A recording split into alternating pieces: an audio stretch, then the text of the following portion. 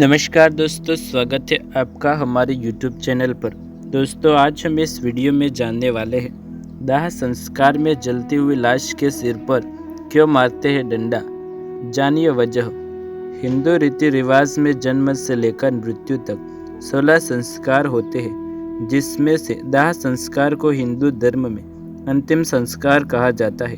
अंतिम संस्कार के दौरान एक मृत शरीर को जलाकर इस दुनिया से विदा किया जाता है। अंतिम संस्कार के दौरान भी कई तरह की रस्मों की अदायगी की जाती है, जैसे सिर मुंडवाना, मृत शरीर के चारों तरफ चक्कर लगाना और जलती चिता में लाश के सिर को डंडे से फोड़ना। जी हाँ, हमने से कई लोगों तो इस रस्म या विधि के बारे में तो जानते ही होंगे। इस रस्म के पीछे भी एक तर्क है, जिसके बारे में हम आज जानेंगे। क्यों हिंदू धर्म में जलती चिता में खोपड़ी या सिर को डंडा से तोड़ा जाता है। तो चलिए, कपाला मोक्ष की विधि। शास्त्रों के अनुसार एक मनुष्य के सिर में 11 द्वार होते हैं। शरीर में माना जाता है कि आत्मा या जीव ब्रह्मांड मस्तिष्क के द्वार से शरीर में प्रवेश करती है। जीव या आत्मा आपके कर्म के आधार पर इन दरवाजों के माध्यम से शरीर से निकलती है। ब्रह्मांड को शरीर में मौजूद 11 द्वारों में से उच्च माना गया है। ऐसा माना जाता है कि जो जीव या आत्मा सिर से निकलती है, वह मोक्ष प्राप्त करके जन्म और मृत्यु के चक्र से मुक्त हो जाती है। इस विधि को कपाला मोक्षम भी कहा जाता है। हालांकि यह विधि गुरु के मार्गदर्शन के बिना हासिल करना एक कठिन काम है, इसलिए मृतक के रिश्तेदार मृत शरीर का सिर या तो कपाल पर डंडे से मारते हैं। क्यों 3 बार मारा जाता है डंडा? यह एक तरह का रस्म है। एक बार जब चिता जल जाती है, तब कर्ता मुखाग्नि देने वाला बांस के डंडे से मृत शरीर की खोपड़ी पर 3 बार मारता है। क्योंकि एक बार में वो आसानी से नहीं टूटती, इसलिए 3 बार मारते हैं। जब वो खोपड़ी या कपाली को डंडे से मारकर तोड़ते हैं, तो चिता की गर्मी की वजह से खोपड़ी जल्दी टूट जाती है, आत्मा का दुरुपयोग होने से बचाने के लिए। इसके अलावा एक तर्क ये भी दिया जाता है कि जब कोई मर जाता है तो सिर को डंडे से मारकर इसलिए फोड़ा जाता है, वरना जो तंत्र विद्या वाले लोग होते हैं, वो व्यक्ति के मरने के बाद उसके सिर के फिराक में रहते हैं, ताकि इससे वो उसका दुरुपयोग कर सके। साथ में ये भी कहा जाता है कि इस सिर के द्वारा तांत्रिक उस व्यक्ति को अपने कब्जे में कर सकता है और उसकी आत्मा से गलत काम करवा सकता है। क्या होता है आत्मा का? शास्त्रों में लिखा गया है कि शरीर मरता है पर आत्मा कभी नहीं मरती।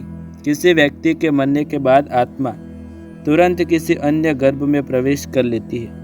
कहते हैं जब कोई आत्मा शरीर छोड़ती है तो वो पूरी तरह से धरती को छोड़ नहीं पाती।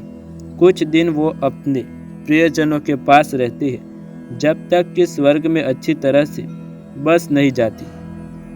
दोस्तों, अब आइए एक कारण और बारे में जानते हैं। राम नाम सत्य है, क्यों बोला जाता है? राम नाम सत्य है क्यों कहा जाता है? हमारे हिंदू धर्म में राम नाम सत्य है का विशेष महत्व बताया गया है। कहते हैं कि इस नाम का 3 बार जाप करने का फल 1000 बार किसी भगवान का नाम लेने के बराबर बताया गया है। अंतिम संस्कार के समय जब शव को ले जाया जाता है, तब राम नाम सत्य है बोलते हैं, जबकि किसी खुशी के समय इन 4 शब्दों का प्रयोग नहीं किया जाता।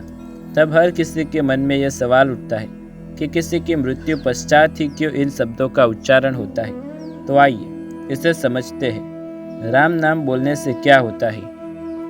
जब अंतिम संस्कार के लिए ले जाते समय राम का नाम लिया जाता है, यह शब्द जिसकी मृत्यु हो गई है उसके शब्द के साथ चल रहे सब रिश्तेदार और परिजनों को यह ज्ञात करवाता है कि जब किसी की मृत्यु होती है, तब वह कुछ अपने साथ नहीं ले जाता। व्यक्ति अकेला आता है और अकेला ही जाता है।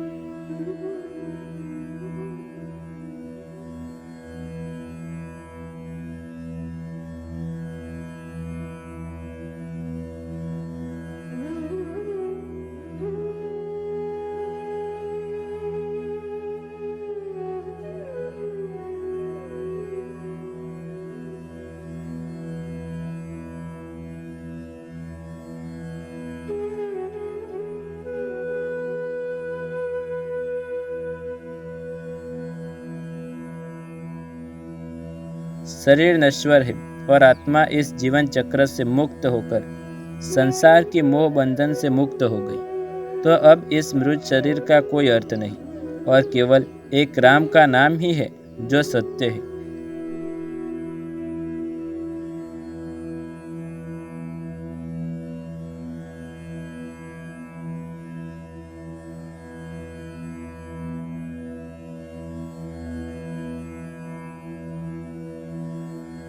इस राम नाम के जप से यह एहसास होता है कि वह व्यक्ति इस संसार से चला गया। राम नाम क्यों?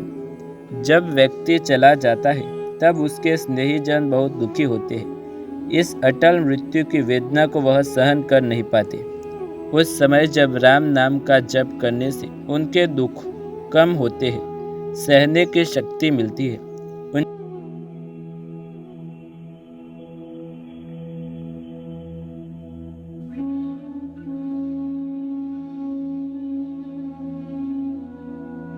उनकी ये वेदना कम होकर उन्हें मानसिक शांति दिलाती है। जब घर में किसी बुजुर्ग की मृत्यु होती है तब घर के सारे उनके रिश्तेदार पैसों के बंटवारे के पीछे लग जाते हैं और फिर संबंधों में कड़वाहट हो जाती है। यही नहीं समझ पाते कि यह सब लोग और मोह की माया कभी न कभी उनकी भी मृत्यु हो जाएगी।